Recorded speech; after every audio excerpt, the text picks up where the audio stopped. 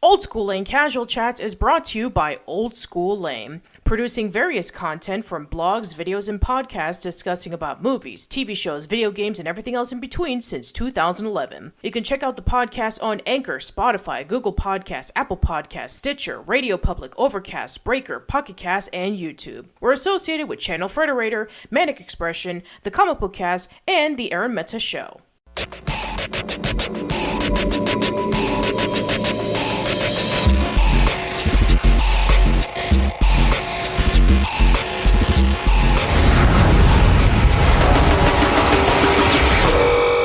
You guys ready to make the magic happen? All right, boys, let's do this. Agawa Sampha, showtime. Hey, Flash, give me a go, no-go for launch. In the pipe, 5x5. Word. Gotta go talk to the big guy. Hey, little man, what's up? Ooh, any dents? That's why you're a pro, baby. P, sit rep. We're in the green. Deck is queued. First break in 6 minutes. We are go in 5, 4, 3, 2. Hello, everyone. Welcome to a new episode of Casual Chats. I am Patricia, and I am here with two very special guests. I'm here with Eli Stone, aka the Hero of Tomorrow, and I'm here with Jim Bevan. Welcome, guys. Hey, great.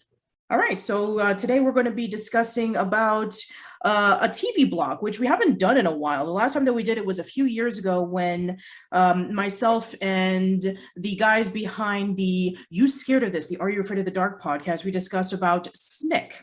But this time around, we are going to be discussing about a Cartoon Network TV block, and that one that coincidentally enough aired around Saturday nights. We're going to be talking about Toonami. How did you guys first get introduced to Toonami? My memories of Toonami are, well, I'd say they're about the same as the people as any of the kids who watch Cartoon Network during this era. I wasn't around for Toonami when it first aired because that was in 1998 and I was 8 years old. I've seen a couple of the history of the Toonami tributes that other reviewers have put out, and it's still so surreal to me that Toonami's first host was Moltar. Yeah. Yes. I guess it does make a lot of sense considering that Space Ghost Coast to Coast was huge on Adult Swim. So they thought, hey, let's have him as the host. Yeah, like Cartoon Network has a weird way of doing that. Like, because they own the rights to these characters, they put them into these weird parody shows. Like, I don't think most people would know about Space Ghost these days if it weren't for, if you're from my generation, if you didn't grow up with Cartoon Planet or Space Ghost or the original Space Ghost, or now through the Brat Show or Harvey Birdman. Right, Yeah. right. Yeah, weird crossovers have been their thing for a while. Remember Cartoon Network invaded? Yeah, and Toonami was, I think, for a lot of people, because this was the era before streaming was prevalent, this was their gateway to a lot of shows that couldn't be seen otherwise. Like, Toonami brought over a lot of anime for kids at first because at the time, aside from maybe like passing around VHS tapes at conventions, there was no way to see them other than hoping they aired on TV. And Toonami was one of the first major blocks to bring over a lot of these shows, if not originally, but together.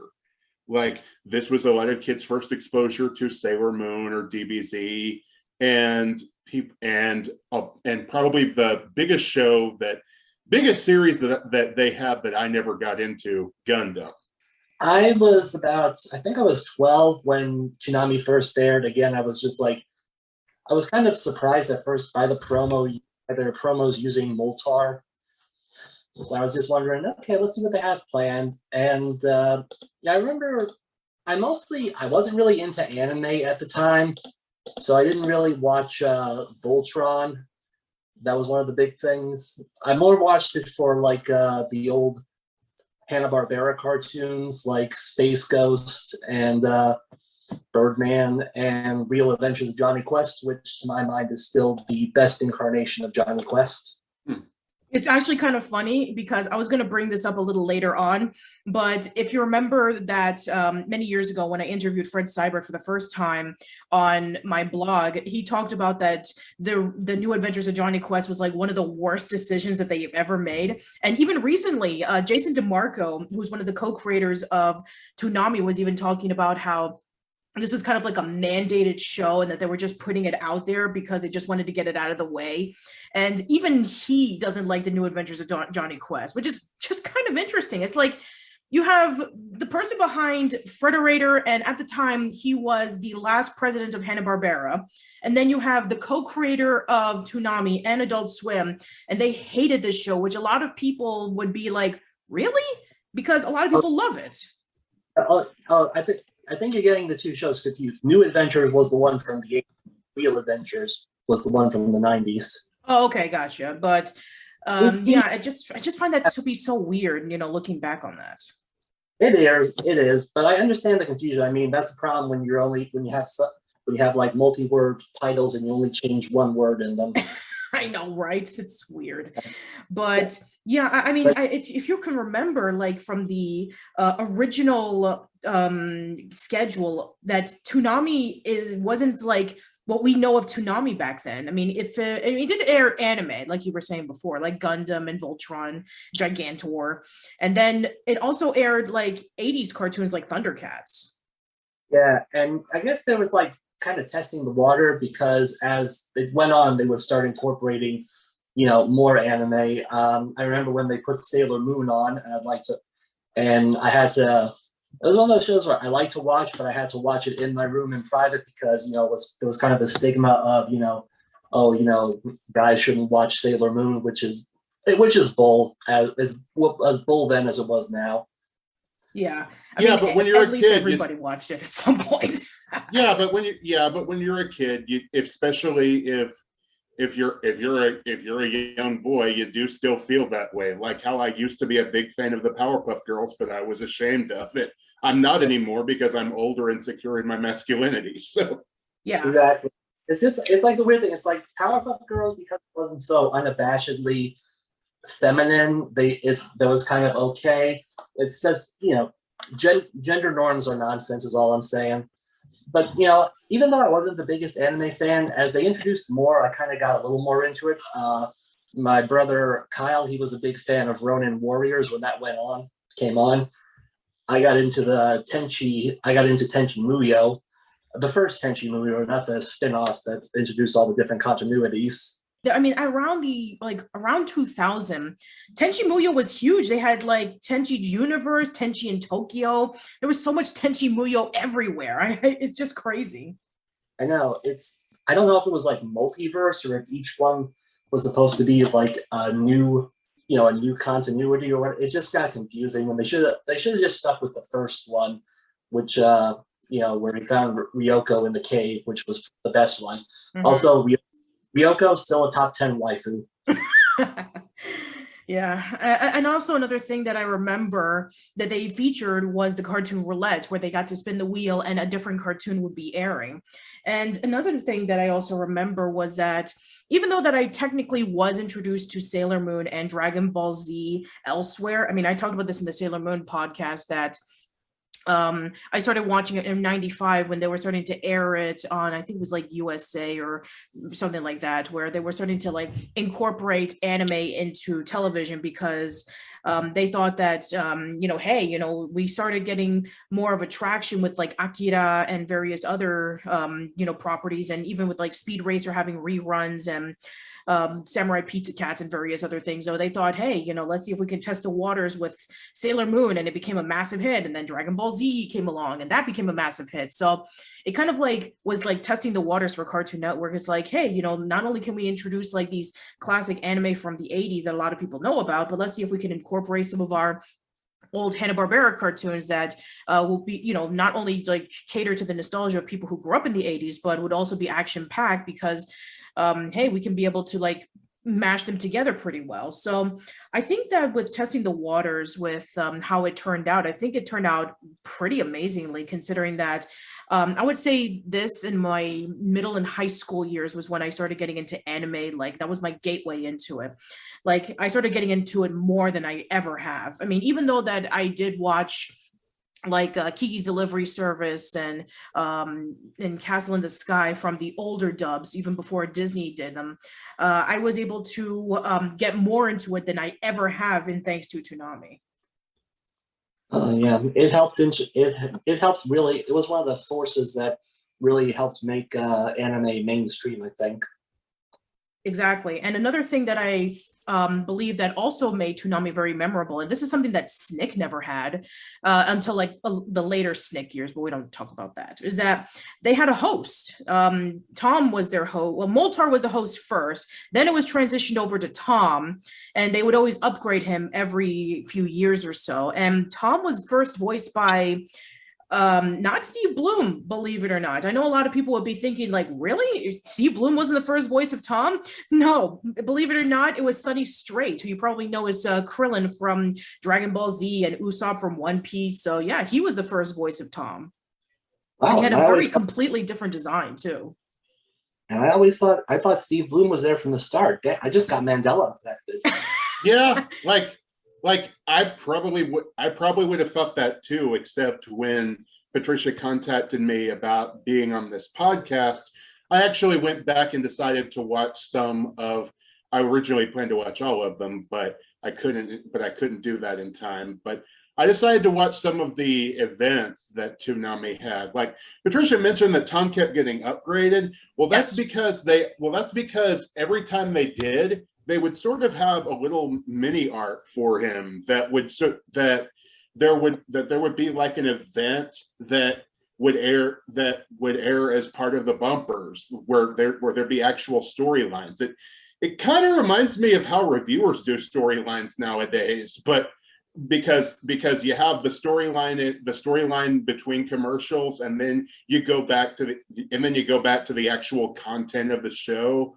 A little introduction to Tom for those who don't know, because although I assume that most of the people listening to this would, but basically Tom is this little robot who at first broadcast all of the shows that were on Toonami from a spaceship called the Absolution, and he had this AI assistant named Sarah. They would both evolve over the years, but get different ships, different looks, and things like that. But the very first event, called The Intruder, dealt with this basically this alien blob invading the Absolution, and Tom had to go try and stop it. And in a pretty gruesome display for the time, because this was all done in CGI, but in early CGI, but still in a pretty gruesome display for the time, we see the first Tom 1.0 get swallowed up by this alien blob, and he canonically dies. And admittedly, he's a robot, so his consciousness can be uploaded into new bodies, which is basically what happens every time Tom gets upgraded. Like, they want to redesign Tom, well, let's see how we can kill him off this time. And but I will admit, and if you watch because I love that Toonami fans have passionately archived all of these events on YouTube and places like that. So you can still see them nowadays, because otherwise, unless Cartoon Network decided to re-air them, which they occasionally do, there would be no way for you to see them. Yeah, you can't see them whatsoever. And it actually was interesting, because for a lot of people, they had to tune in so that they can be able to find out what was happening. They just thought, okay, these are these really nice little interstitials where they can be able to go off into the next show. But no, there was actually more to it than that. And another thing that I really also appreciated was not only did Tom was involved with like this major story, but Tom also reviewed video games. They also showcased music videos, and they also talked about movies, and they were also giving like recommendations for these things to check out. It was really, really fascinating. Like I said, Tom's an internet reviewer before internet reviewers were a thing. Yeah, this was before like G4. This was before game trailers. This was before anything with YouTube. You're right. Well, since Astro Boy gets no love here in the States, I'm gonna give him one last shot. I've been playing Omega Factor for the Game Boy Advance, and just like the series, it's pretty cool.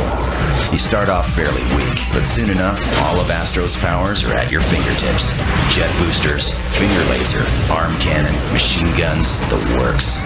Use your skills to beat down enemies, meet new friends, and get to the bottom of the struggle between robots and humans. The boss battles are huge and challenging, and for all you Tezuka fans out there, there's a list of classic characters to meet and collect as you go. For an old school 2D side-scroller, Astro's fun, looks nice, and has super smooth gameplay. Toonami gives Astro Boy Omega Factor a 9 out of 10. Who's your boy? Yeah, and he's the only one who remained uncorrupted and never got canceled. Well, he did for a time, but he came back.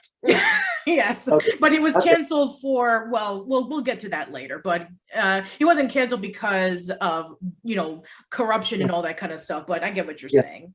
You never get a video leak online. Tom from Toonami says the N-word. Right. No, in fact, he said Black Lives Matter, but that pissed some people off anyway. But I know, I remember that.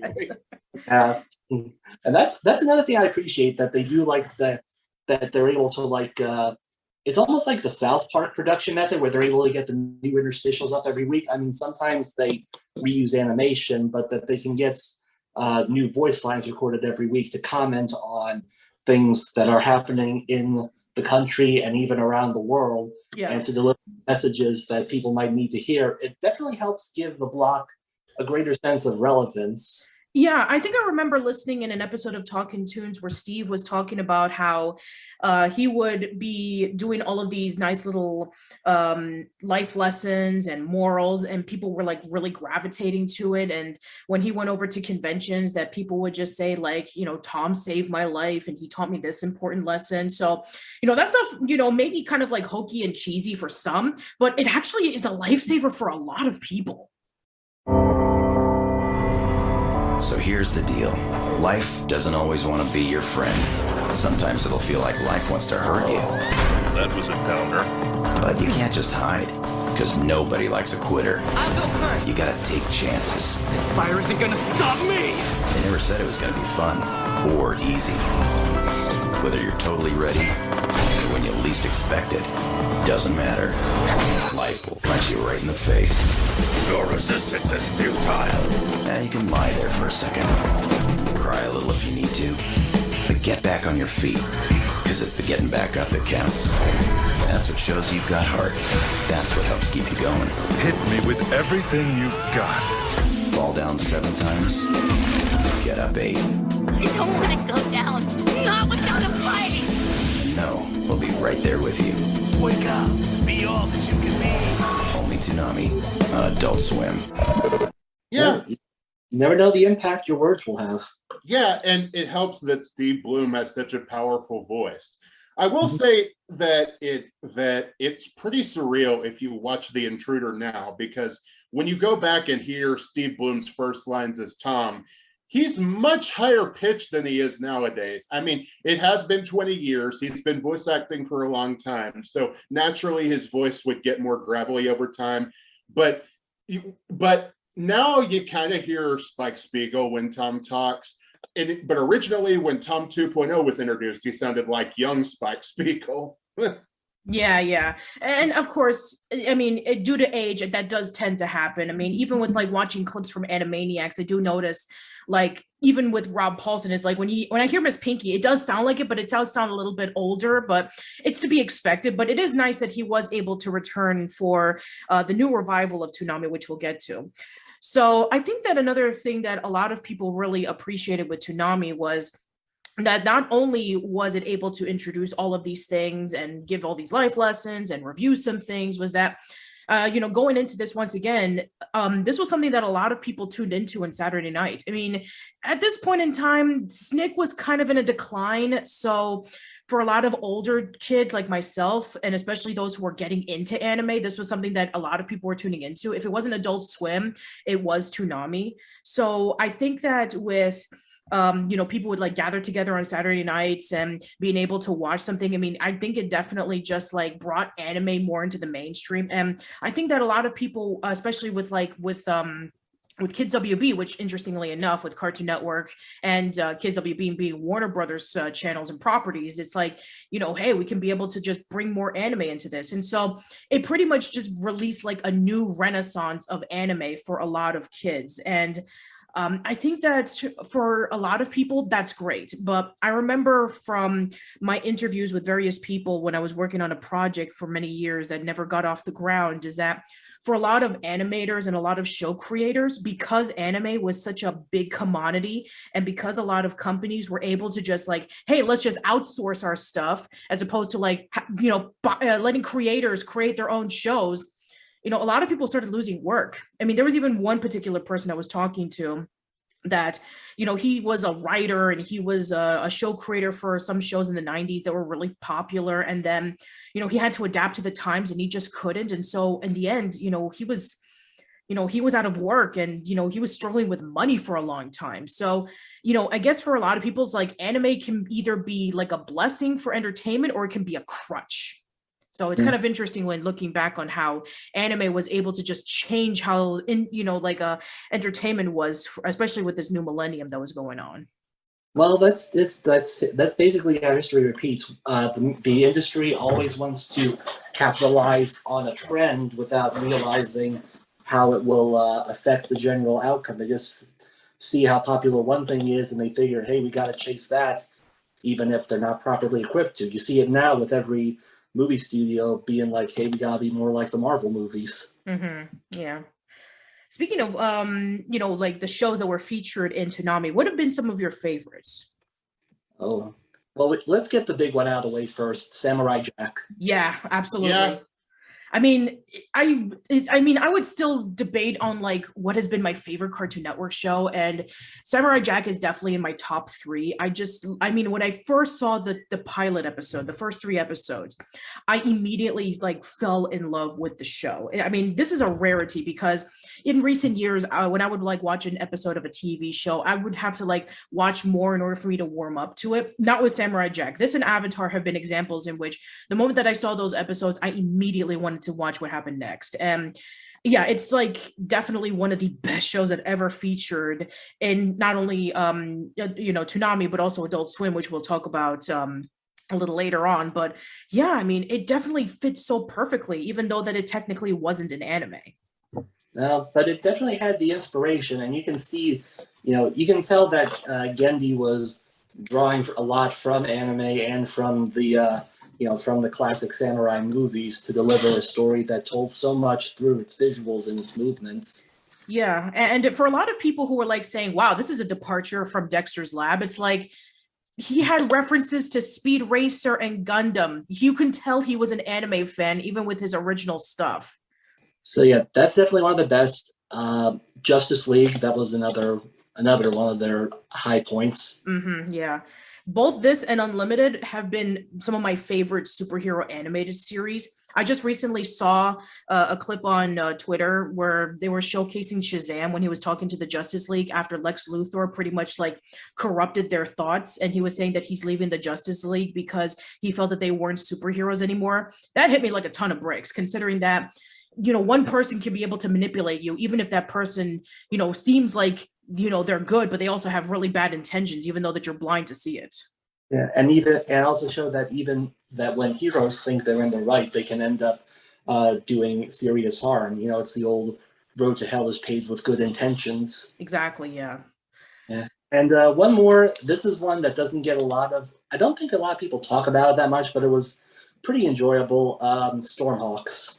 Wow, Yeah, that's a Stormhawks was pretty great. good one, yeah. I mean, anything that has Scott McNeil in it is always worth watching. Absolutely, yes.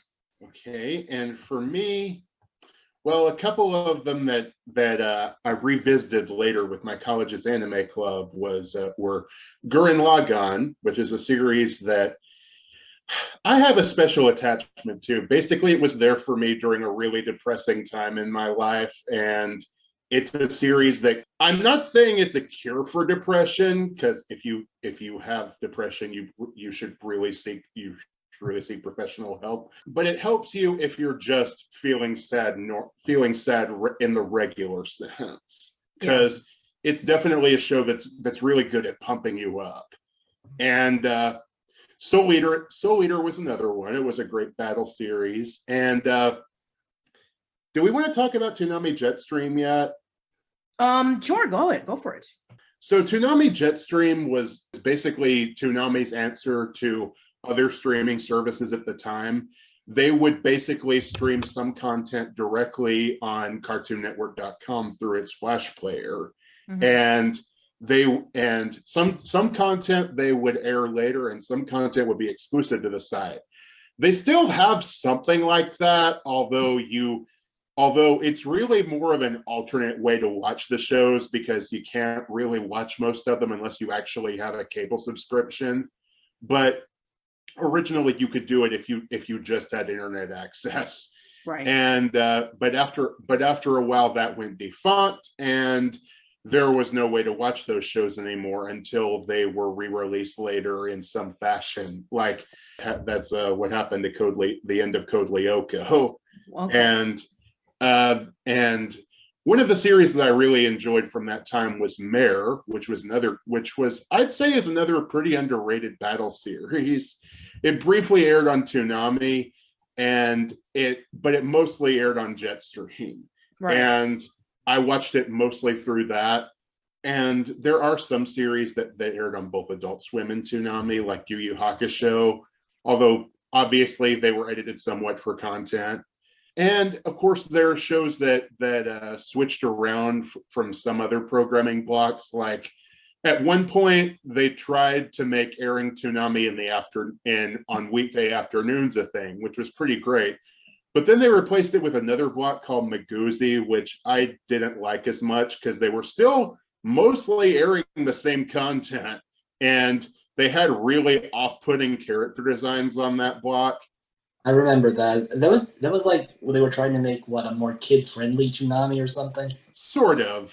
And there were also some shows that migrated from there to the actual Toonami block once it got moved back to the weekends, like Yu-Gi-Oh! Another underrated series from that time, Zatch Bell. I've stood up for that series. The dub is not the best, but I'd say the series is still worth watching. I've never seen Zatch Bell. I've seen like clips of it from afar, and I remember when the Melon song was like really huge on on YouTube back when YouTube was starting off. So I just thought it looked really weird. So I never saw it. It is weird, but it's a fun battle series, and it gets surprisingly dark at times. Wow. Yeah. I know that they've never finished the dub in America. I know that they finished the rest of it in Japan. And I also heard that they're going to be having a new series on Zatch Bell. So they're bringing it back, which would be really interesting. Yeah, the new sequel manga just released its first few chapters. Yeah. So I'm interested to see if maybe Toonami will pick it up. And if they do, maybe they'll finish the dubs that they never got to do. I mean, even if they do, in the original anime did cut out the last storyline from the manga, even in Japanese. So I see. You still aren't getting the full story. Of course, typical. Anyway, now I'm probably the most predictable person in the world when I say that one of my favorite shows that ever featured was Cowboy Bebop. I mean, I just love that show so much. It's always still to this day one of my favorite anime that was ever shown. And I even and also Yu Yu Hakusho. I mean, we talked about Yu Yu Hakusho many years ago, so I still really enjoy that show as well. And you were saying before, Jim, like Justice League and Justice League Unlimited were great, and Star Wars Clone Wars, like that show. I mean, even though it wasn't like a show, it was like 4 minutes, and it was like cut in between, like just waiting until the next one came along. But it really just got me interested. And this is somebody who is not a Star Wars fan, but hey, Gendy made it, and he was able to just put a lot of action and story into like a short period of time. And I just thought that was like really, really interesting. Oh, and, yeah. I forgot how that started out. I just always default to the CG series. Yeah, a lot of people seem to remember more of Star Wars, the Clone Wars. I even talked to somebody the other day who was saying about like, hey, I love Star Wars Clone Wars. It's like, which one? The CG series? No, that's the Clone Wars. Clone Wars is the one with Genndy Tartakovsky. So yeah, people do sometimes get that confused, especially since, as I mentioned before, Clone Wars was like really short and only had like, I mean, you could probably put it together like maybe 2 hours with all the stuff that he was able to do. As for like the Clone Wars, that's like five seasons. So I guess it does make a lot of sense why people more think about that as opposed to Clone Wars. So that's fine. I'm trying to think of anything else that I really did enjoy watching. I mean, in addition to that, Full Metal Alchemist Brotherhood was also one of my favorites as well. I mean, Full Metal Alchemist, I remember a lot of people really getting into that when I was in college. And then when we heard about the news about Brotherhood, where it was like sticking more close to the manga, then a lot of people just really started gravitating to it.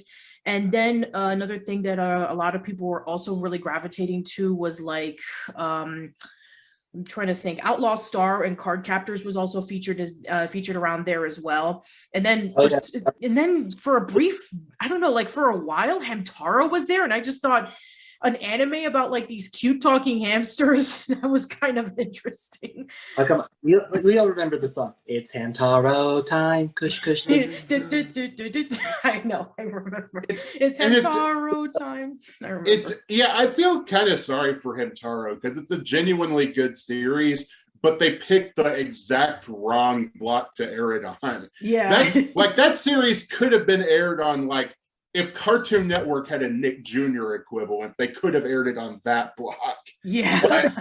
But and another series that I feel sorry for is the 2003 Astro Boy series. Oh, that was a good one, actually. Now, as somebody who is not too familiar with Astro Boy, and I've seen some clips from afar, that was like my major introduction to Astro Boy, and Candy Milo does a phenomenal job as Astro Boy. Yeah, and that was the last series to premiere in the daytime version of Toonami, and one of the episodes wasn't even aired. Yeah, I've heard about that. Yeah. I mean, for all the exposure, we have to admit that there were some shows that there were some Toonami series that never really got the respect that they were due, either just to, due to Cartoon Network not marketing them well, or just, shuffling the schedules around. You know the ones I'm talking about: Megas XLR, Thundercats 2011, Beware the Batman. The 2002 version of He-Man and the Masters of the Universe. Oh, that one too. Yeah. Oh, also Bobobo. Oh, yeah. Oh my God. I will go to bat for that series. I don't care what anyone says. That's a great show. It is really weird. And we even talked about this in the Fooly Cooly podcast, that this was around a time in which they were making fun of anime. So they were doing like all of these parodies. So you had Bobobo, you had Jungle wa Ichimo Hare no Chigu, you had Abinobashi Magical Shopping Arcade. So yeah, this was like around the time in which like, hey, we know that anime is popular. Let's make fun of it. And people were treating this seriously. Like they thought Bobobo was like a legit show. And it's like, it's not. I mean, come on. I mean, you have the main protagonist who has a huge yellow afro and he has a mustache that can be able to have magical abilities and moves around. I mean, of course you cannot take this seriously. And it's kind of funny because Bobobo himself was a parody of Kenshiro from Fist of the North Star. Yes. And some people accuse the first JoJo series of ripping off Fist of the North Star. And then the voice of Bobobo in English would go on to voice old Joseph Joestar in Stardust Crusaders. Oh, I love that irony so much. It's funny how things work out sometimes. It does. And especially from what I remember in like the last episode, you would think that it's going to be like, oh, here's a very serious episode and we're going to find out who the villain is. And it's going to start up this opening of this new adventure. The show is over. Yeah, and that's what happened in Japan. The show got canceled. There was going to be more of it, but I think that the sequel manga is still being written. Okay. Like there's still blah blah blah stuff, but a lot of it hasn't been localized. I mean, it's not too surprising because this stuff is pretty niche, even in Japan. Yeah, they're waiting until mescaline becomes legal in the U.S. before it's localized, because then everyone will understand it. Yes. In addition to that, I mean, Gundam was huge in Toonami. Like almost every version of Gundam was featured at least once. And also Cyborg 009 was featured at least one iteration of it. Yeah, I was going to bring that up because I would have kicked myself if I didn't mention the 2001 Cyborg 009 series on here. Oh, go for it. Especially considering that I've promoted it so often in my videos, because for a while after the Toonami airing, there was just no way you could watch it unless you happened to live in Australia where it got a full release. Basically, the dub, they had to spend years remastering the old tapes because a lot of them weren't left in great condition after Discotheque Media got the rights to it. But just recently, the series with English dub intact has been released in full on Blu-ray. That's great. I mean, that's not something that you get to hear very often. Yeah. I remember when I first tweeted about that, or I think I first even like shared the news with somebody, and then they were just like shocked as like, what? This version of Cyborg 009 is going to be released like on physical media when it was only released in Australia, and they were just like blown away of how excited they were. Yeah, and keeping in line with works by Shotaro Ishinomori, I'm pretty sure there was actually for a while they actually showed like an anime based on Kaider. Oh, really? Yeah. Interesting.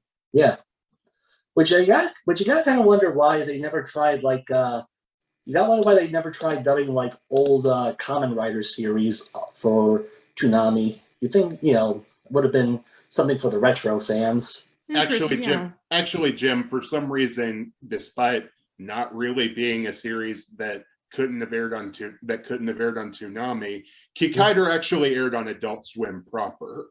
Oh, okay. I was mistaken again. Yeah, I mean, from the looks of the schedules from both Toonami and Adult Swim, it does make a lot of sense why sometimes people confuse the two. Because with Adult Swim, they did air anime, but they aired anime for a much more older audience. Yeah, and now they're both the same block. So exactly. So again, I'm thinking. I mean, a lot of those Japanese toku shows in the 70s and 80s, they actually had quite a bit of violence for mainstream television. So like I said, dub them. It would be good for the retro fans would get a kick out of it, and then everyone in America can finally get to experience the glory that is Starfish Hitler. Yeah. And they can get themselves introduced to other Tosaku series that isn't Power Rangers. Uh-huh. Yeah.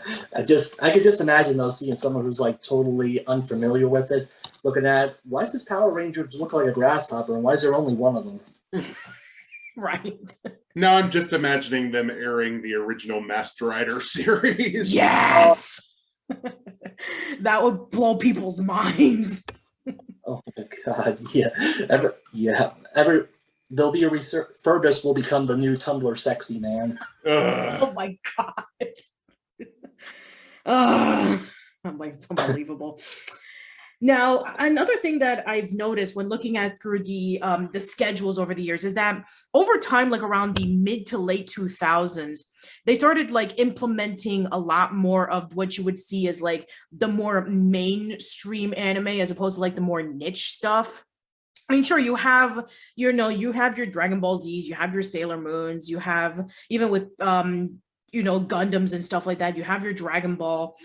And then, with the introduction of One Piece, they introduced Naruto, they introduced Bleach, and there was like showcasing reruns of Batman Beyond and Teen Titans and various other shows. And, that gotten like a new generation of people tuning in. And also they were showcasing movies there as well. I remember when Interstellar 5555 was featured over there.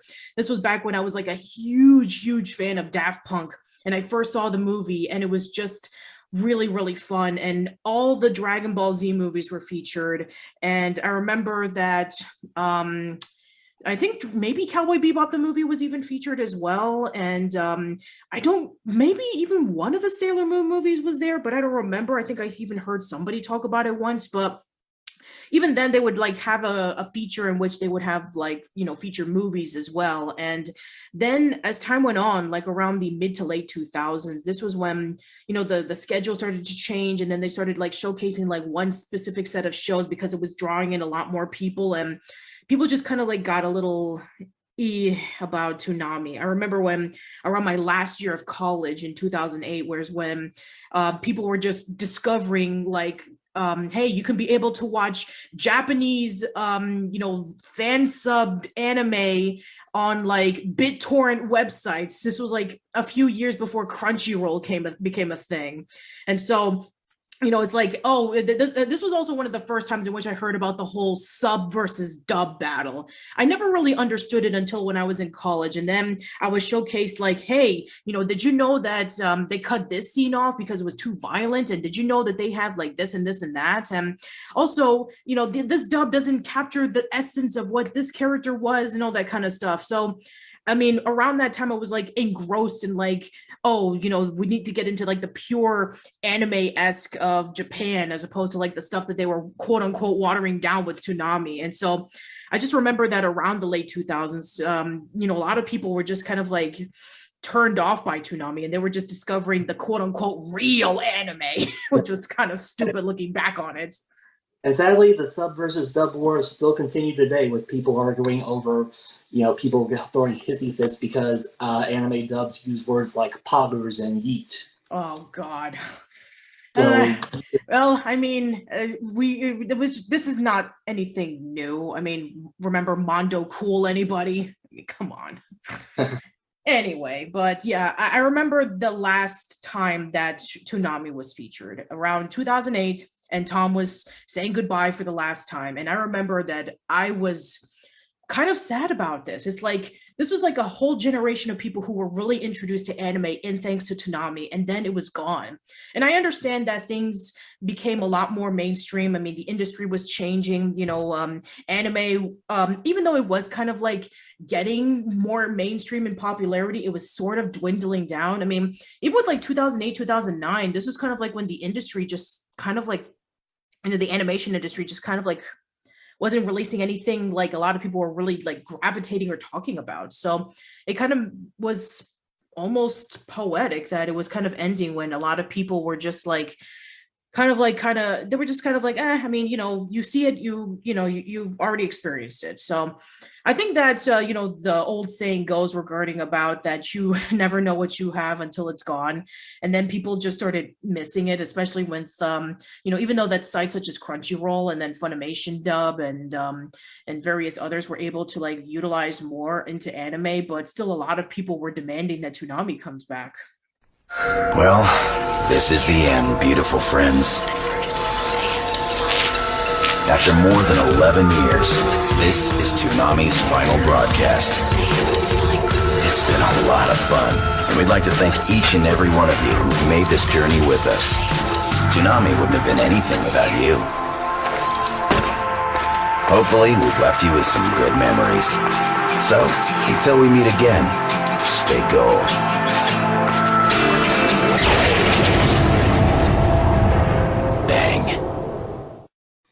And then, of course, I cannot bring this up without probably one of the greatest April Fool's Day jokes ever. And that would be when they decided around in April 2012 that they were going to pull off an April Fool's Day joke. Instead of airing The Room, they were going to have a long line of classic shows featured in Toonami, and they were going to bring Tom back, and it was going to play off just like it was on an episode, on a, you know, a block of Toonami. And oh my God, it was so amazing.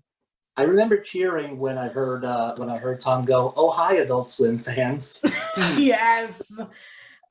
This was so great. Yeah. I mean, I just heard it from afar. I mean, I didn't like tune in immediately because it's like, okay, coming up on Cartoon Network is The Room. And this was back when everybody was talking about The Room, and I just didn't get it. Like, why did people like this movie? It's stupid. And then all of a sudden people were like saying, no, it's Toonami. Toonami's back. And I'm like, wait, what? And then I had to tune in and it was like, oh my God, Toonami is back. This is amazing. And I just couldn't believe it. It was just absolutely amazing. It was like one of the most memorable nights that I've ever had in terms of like being completely fooled that thinking that, wow, they actually did this. Yeah, it was one of the rare corporate April Fool's Day pranks that actually made people happy. Exactly. You know, this and the Homestar Runner April Fool's Day video that was posted on the website after 4 years of no new content is probably like one of the best examples of like, hey, let's take April 1st and do something good with it that makes people happy, as opposed to like riling people up on the internet, making them angry. What a concept. You are tearing me apart, Lisa! Oh, hi, Adult Swim. I got the results of the test back. I definitely have April Fools.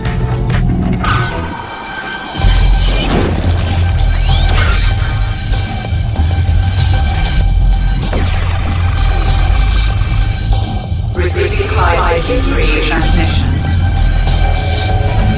Uploading video for broadcast. Alright, Tom, we're ready. I love this job.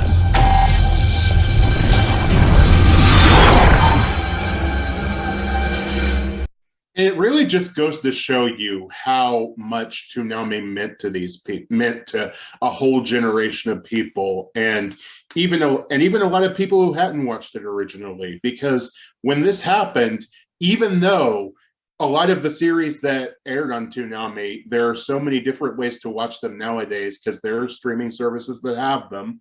Although in some cases they don't have Toonami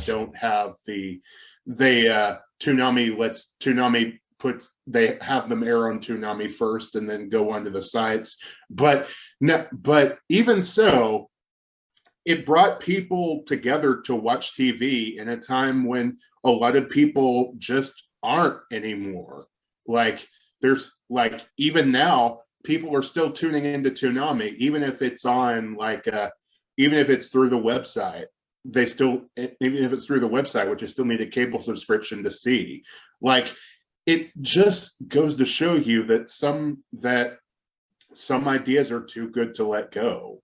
Yeah, exactly. And you know, it's been almost in like around May 26th, it would have been like almost 10 years since this happened, and it's still going on. Yeah, and I think that's so amazing, even now, because it's so bizarre that something as simple as having this little programming block of anime and a little robot and his computer sidekick to host it. Yeah.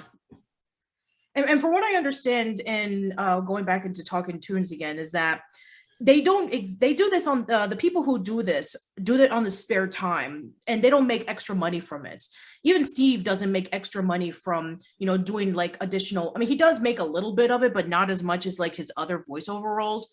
He does it because he has a love for it, and the people who do Toonami have a love for it, and they love anime. So when they were able to decide, hey, let's bring this back, I mean, they were being meticulous as to, okay, what are the shows we're going to bring back? Let's talk to our PR person and our creative director to see, okay, these are the shows that a lot of people love out of like these shows on Toonami, and then we're going to bring it back, and then we're going to say, hey, you want this back? Let us know. Bring back Toonami. Show the hashtag for everybody. It got like over 10,000 retweets and likes, and then about less than a month later, they were like, yeah, we listened to you. We're going to bring it back. And so they brought it back with not only the classic anime, but they also brought it back with some new anime, which is good because that way a new generation of people can be able to tune in and watch it. I remember when Space Dandy became like really popular for a while. During Logon, started happening, and Kill la Kill, and people were really tuning into that. And I remember when various other ones, like Attack on Titan was huge, and so was One Punch Man, and so was Lupin the Third when they started airing old ones and new ones again. And then Yeah, JoJo's Bizarre Adventure, when JoJo's Bizarre Adventure aired on Toonami, everybody I knew was talking about JoJo's Bizarre Adventure. It was like they discovered something that was like over 30 years old, and then there was like new versions of it that were being remade, and then everybody just started loving it. Yeah, I really appreciate that they brought back Lupin the Third, because I know that did have all cult following when it originally aired like more than a decade ago on Adult Swim, but it was kind of hindered because they went for like the Samurai Pizza Cat's Shin-chan approach for like shoving in a lot of pop culture jokes. I remember that. Yeah, so I'm glad that they brought back the successive seasons and went more faithful with the dubs, but they still brought back the original cast, Tony Oliver, Michelle Ruff, Richard Epcar, Lex Lang, because they really embody the heart of the series. I don't think there's been a bad Lupin voice actor, because Bob Bergen, Sonny Strait, David Hayter, they've all done great in the roles, but I think Tony just works so well for the TV series. Mm-hmm. Yeah, and also I remember that when and we even talked about this a few years ago, but when the announcement of Fully Cooley Progressive and Alternative happened and everybody was like freaking out, it's like, wow, Fully Cooley's coming back. And then when people watched it, they were like, oh, this is how it's going to be. Okay. And even with the recent announcement that they're bringing back Fully Cooley again for 2 more seasons. And I'm like, let's see how this one turns out. I mean, personally, I think the new series was kind of worth it just to hear Haruko rapping. Yes, I love that scene so much. The Alternative was definitely better than Progressive by a long shot, let's be honest. What are the new seasons called? Like, what music terms did they get? There is there was Alternative, Progressive, and after that there is Grunge and Shoegaze. That's what it is, yeah. Grunge and Shoegaze. Yes. Yeah, those are the new ones that are going to be coming out. I could have sworn that one of the next ones would have been Fully Cooley Dubstep. That's the 5th one. Yes, that's going to be the 5th one. Exactly, that's going to be the 5th one. All right. And it's so weird. It's so surreal when you hear that some series were created because Toonami made some series more popular than they would have been otherwise. Because ultimately, this is free advertising for all those anime shows, but some series were created because of Toonami. Like they were created in collaboration with animation studios, like the new Fully Cooley series. But there's also before that they had IGPX, which was a collaboration with Production IG. And it's so surreal to me that happened. But ultimately, looking back, it should have been. It makes sense because a lot of anime has good brand synergy with Toonami. Mm-hmm. Yeah, and also if it generates a lot of views, then they'll be saying, hey, let's see if we can produce like this content that ordinarily would have never came out. So I think that another thing I want to bring up right before we conclude is that now with this new generation of Toonami, the current shows that are being aired is Attack on Titan, Assassination Classroom, One Piece, Naruto Shippuden, Cowboy Bebop, Made in Abyss, and Shenmue the Animation. And I've heard some good things about them. I mean, Shenmue the Animation has been a really big surprise for me personally because I always knew that game series was always very niche. And I'm glad they're bringing back Cowboy Bebop again, especially since the live action version didn't exactly wow everybody. That's an understatement. I'm trying to be nice here. And then I know that Attack on Titan is going to be airing its last season. No, because there's going to be the final season, the final arc. What? And after that, it was just announced recently. There's going to be a 3rd arc to the final season. Okay, then. Presumably, the next arc is going to be Attack on Titan, the final season. Really, this time we swear. If they had to emphasize it with the title, it's like, no, we mean it. We're going to end. It's like, okay, we'll see if it does end. And then maybe like 10 years from now, you'll bring it back. We'll see what happens. Anyway, but yeah, I haven't seen, I've heard a lot of good things about Assassination Classroom, and I still need to get into One Piece, but knowing that it's going to take me like 500 billion years to watch over 1 million episodes, we'll just have to wait and see how that turns out. And as for Made in Abyss, I haven't heard about that show. I haven't really heard anybody talk about it too much. You want to watch children die and not watch The Promised Neverland? This is the show for you. Oh, goody. And we're supposed to be getting an Uzumaki anime later I've this year. heard about that one. That looks freaky as hell. Yeah, if you want to watch more people die, then you'll have that to look forward to. Yeah, and I also heard that there's going to be some other ones coming along the way. I mean, especially with the recent announcement about Fully Coolly Grunge and Shoegaze coming out, which, okay, again, we'll see what happens next. But yeah, I think that for where Toonami is right now, it's at a good place. And even though that we have Crunchyroll, even though they change, oh, well, you're not going to get, you're not going to be able to see it with the ads and stuff like that. You have to pay a subscription. Goody. And then there's also the Funimation one, there's Viz Media website, there's Hulu, there's Netflix. So it's more available than ever to watch anime than it was like 25 years ago when Toonami first started. But people are still tuning into Toonami, and that's just great. Because watching a show on streaming, while it may be convenient, it doesn't have the same sense of community that Toonami had. Like, people, like, I remember when I was a kid, people were talking about the latest series that aired on Toonami when I was at school, because that's how most people saw it. And even now, I think some people are still being introduced to new series because of Toonami. And I think that's great, even though now there are other ways you could watch those series. Yeah. You're absolutely right when it comes to like the community, is that it really gets people talking about some of the stuff that is being aired.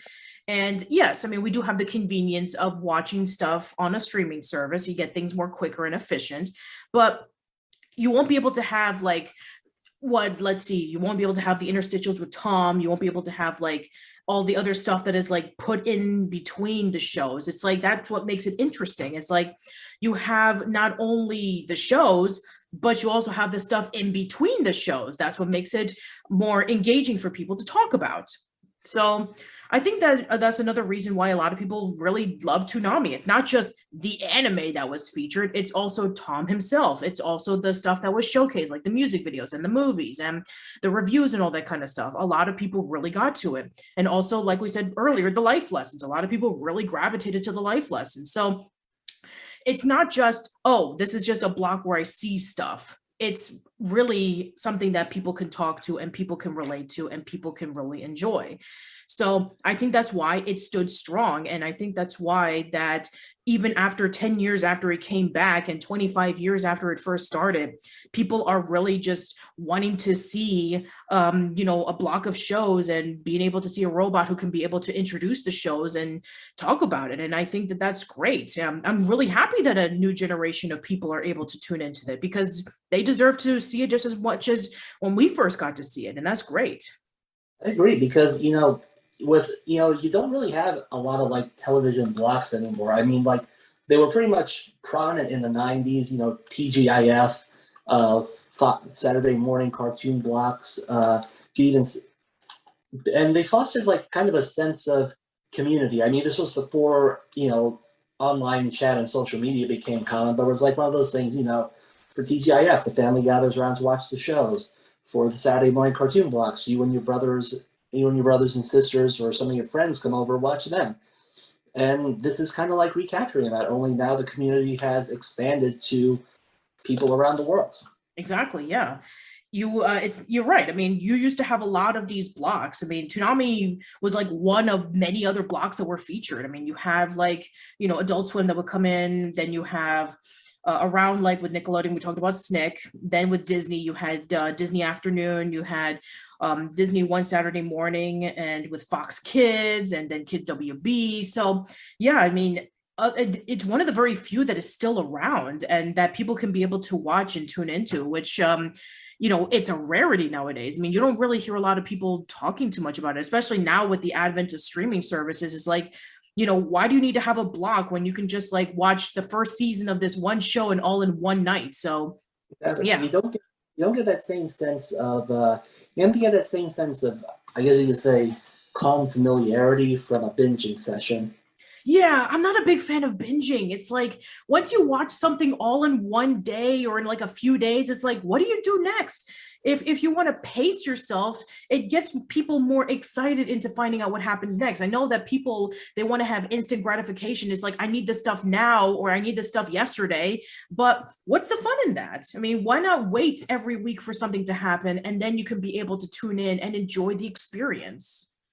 And nowadays you can do so mostly without the fear that you're going to miss out on it forever, because usually if a show airs on a block, it will either it's going to be re-released later in some form, whether on a streaming service or through physical media, or you can watch it anytime after you record it, but still. Yeah, it's still exactly. And I even remember like around my time in college when we used to have like anime club nights where we would just like either I'm just remembering this now. Like this is still we talked about this in the Naruto podcast, but this is still to this day like one of the most funniest moments whenever we watch Toonami. So I was already familiar with Naruto because of my college friends, and I already like caught up with the tuning exam when I saw it. And they were just airing the first episode of Naruto for the very first time, and then everybody just gathered together, and they were just waiting to see how they were going to do the dub. And everybody just like crowded around and just started laughing at the dub because they just thought that Miley Flanagan was just too squealy compared to Junko Takeuchi's portrayal of Naruto. And then when you have Iruka saying like, he is Naruto Uzumaki of the village hidden in the leaves, everybody just busted up laughing. It was just like ridiculous. And then like for the past 2 to 3 months afterwards, everybody just spouted out believe it as a joke.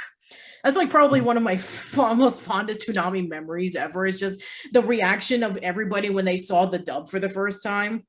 But yeah, I mean, there's so many memories that I can think of in terms of like, yeah, like whenever I think of, this particular anime or this particular movie or this particular song or anything like that, I think of Toonami. And, I think that it's really special. I mean, even with like people who are saying that they are, fans of anime because they saw it on, either on a streaming service or maybe on a subscription or something like that. Seeing it on a block, and the fun thing is that you never know what show is going to be featured. It could be something you've never seen before, or it could be something that you haven't seen in a long time, or it could be something that you saw it once, you thought it was okay, but then you decided to give another chance when it's showcased. And I think that that's the fun of it, is that you want to be able to tune in and see if you want to give this show a further chance. And I think that's the beauty of it, is that you can be able to see what's happening in these 2 to 3 hours of showcasing stuff on Toonami. And I know nowadays they have it in 6, but it's technically 3 because they rerun the stuff again. But I think that's the fun of it, is that people can be able to just sit down and watch something late at night when, everybody's like practically asleep. And it's like, you want to be able to tune in around midnight to watch something that is clearly not for children. And that's what makes it appealing and fun. I think that, because people nowadays are able to have the opportunity to see it again, because Toonami came back after almost a 4-year hiatus, that they can be able to generate their own memories. Maybe when they first saw My Hero Academia, or when they first saw One Punch Man, or when they first saw whatever. But still, I mean, I'm just happy that people are able to get that, and I'm happy that Toonami is still staying strong.